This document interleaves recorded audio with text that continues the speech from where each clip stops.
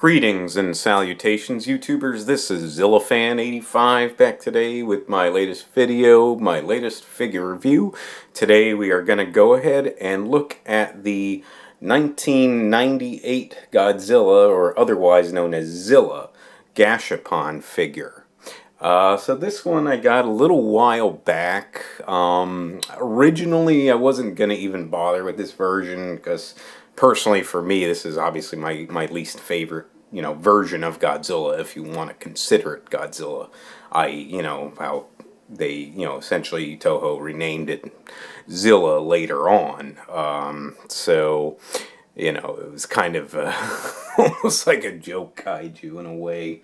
Just how, they, with the whole thing that they say he took the god out of Godzilla, essentially, the Tristar Godzilla. But, I just figured, I don't know, maybe I'll just go ahead and add this to my collection. I'm not going to bother with a standard size figure of this, so just stuck with the Gashapon version, and, we'll just, that's what I'm going to stick with here. So, I mean, in a way, some of his design features are kind of cool. I will admit that, but just, is not representative of Godzilla, as most fans have noted. So there are some people that do like it, and I'm not going to really knock it for them, because to each their own. But just for me personally, my least favorite incarnation of Godzilla, if you will, like I said, if you want to call him Godzilla. So again, based on that version of the 1998 Godzilla, this is when the Bandai was releasing the high-grade Gashapon figures. They released, some in conjunction with the Tristar 1998 Godzilla when it came out. So this, I believe, if I read up correctly on it, this was from that lineup. So yeah, but and then of course again reused later on in Final Wars, noted as Zilla, his incarnation in that film in 2004. Now, personally, just my sentiment on that, as far as Zilla's use goes in Final Wars, I was kind of hoping for a little bit more out of the fight between him and Godzilla. I thought it ended way too quickly, but I see what they were going for to show that, this was not the real deal, you know what I mean? So the real Godzilla, trashed him, basically. So, and the other thing that leaves a little bit of a sour taste in my mouth, from what I read up on Final Wars, originally they were planning to have Gorosaurus in the movie, and then later on down the road in development they replaced Gorosaurus with Zilla. So that's also a little bit of a disappointment to me, because I love Gorosaurus. So so that is the case. And just to regress back a minute, back to my couple previous figure reviews, I did forget to mention, because last time I reviewed my Mogera Gashapon figure, and before that my two Mecha King Ghidorah Gashapon figures, I do have standard size Bandai versions of those. I meant to mention that in my last two videos, so I do apologize for that, folks. I will obviously plan to review those in the future. Right now I'm trying to knock out a chunk of my Gashapon figures at a time. I'll probably throw in a couple standard size in between, and then do like several Gashapon figure reviews, because I want to knock these out and really concentrate on the standard size figures. The Bandai ones. I have a couple other NECAs that I haven't reviewed, including the revamped 85 Godzilla, and I do have some SH Monster Arts figures as well, which I'm really excited to review in the future. So I want to kind of get through, like I said, just kind of roll through a lot of these Gashapons and do a couple standard size in between. So I just kind of wanted to go over that. Anyways, though, I am carrying on. I apologize. Let's go ahead and jump into the figure review here. So Zilla, or the 1998 Godzilla, Tristar Godzilla, however you want to call him. The paint scheme on him actually looks pretty good. Again, these high-grade figures, I really compliment the work that they do here with the paint and sculpt. They look really cool. You see he's got this sort of brownish, grayish paint scheme for his skin tone. I guess really like a grayish color. I think in Final Wars it was a little more like a silver gray than like a brown gray. So the color scheme was changed a bit. But you guys can see that all around him. On the spines, his dorsal spines, a nice metallic blue, which looks pretty cool.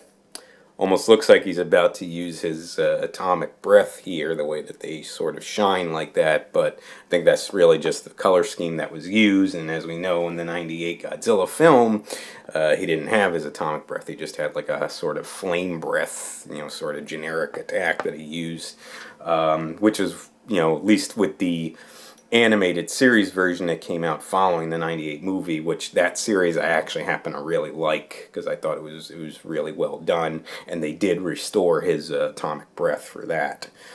So one of the things I appreciated from that film. Anyways, though, otherwise for the paint scheme, you got sort of this off-white for the teeth here, if you guys can see that. This almost sort of shiny, I don't know what color, like a yellowish color for the eyes, if you guys can see that there. I'm doing the best I can with my camera, folks. I do apologize. See if that helps you guys a little bit. Sometimes this works, sometimes not. Then you got sort of the sort of tannish color on his cheeks there with that look there, and of course on the chin as well, that tannish color that he's got. It looks pretty cool. Nice little way to highlight him.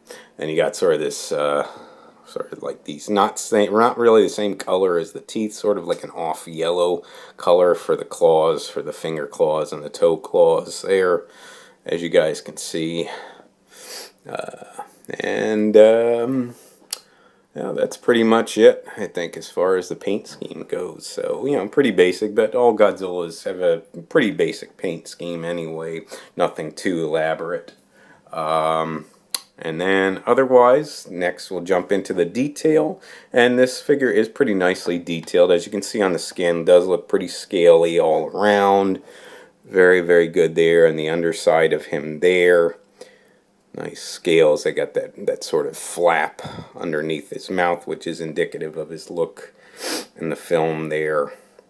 Really does look good. Very bumpy, very scaly. The dorsal spines, again, nicely sculpted on here, especially the larger ones. I think they did a really nice job with that. Looks really, really cool, I think. And then, of course, the sort of rivets and scales on the top of his head and neck. You guys can see there, again, the detailing with the teeth and that sort of, the paint and the patterning on his cheeks and his chin. Again, as you guys can see there. And again, with the claws, finger claws, toe claws, all looks really, really cool. So, and you got that sort of talon that's on the back here. I don't know why it's kind of off to the side. So these are on correctly. The feet is just for some reason, I think that's supposed to be like that back talon, that sort of hoof talon, for whatever reason, though it's off on the side like that. But then you got the 3 toes there. So I just kind of want to point that out. And I think other than that, that pretty much goes over the paint and detail. Otherwise, just articulation. But again, this is a Gashapon figure. It's not really meant for articulation. One thing I do want to mention, because a lot of the, it has several pieces that pop into place. And the one thing I ended up having to glue, as you guys can see that seam line there, I had to glue this base piece with the legs that go into the main part of his body. I had to use Gorilla Glue on that because the way that peg was designed, it just would not stay in at all. It just kept falling off, and I got tired enough of it. I try usually not to glue these just in case I mess anything up, but in this case it just was not staying together at all. I don't know if that's a common problem with this particular high-grade figure, this Gashapon figure. So that is one thing to keep in mind if you are looking it up. The arms and the legs, as you see, they stay in for the most part, but can kind of come out a little bit. I wouldn't really suggest rotating legs at all. The arms you can kind of get away with doing some rotation, but as you do see there, it does have a tendency to pop off. But you can do a little range of movement on that arm and a bit on this arm as well, but I wouldn't do too much again because it's not really meant for it. Again, these Gashapons are mainly display pieces, and that's about it. You know, you got, you know, the other segment, the tail that pops in, not really going to move at all. And like I said, I wouldn't really mess with moving the legs or anything like that. So that about covers it for any sort of articulation on that. And like I said, that is just something to keep in mind, especially with this one. This base piece does not want to stay in, so you may need to glue it if the same thing happens to you guys. And I did the best I could. I know it's not a perfect glue job. It's a little bit of a gap, but, you know, like I said, I did what I could with it. And as far as scale-wise goes, well, he is sort of in this crouching pose. I guess if, you know, so at this height, it's probably around about 2 inches or so. I guess if he was more upright, he'd probably be around the 3-inch range. And that's common for Gashapon figures. They're usually around 2 to 3 inches or so.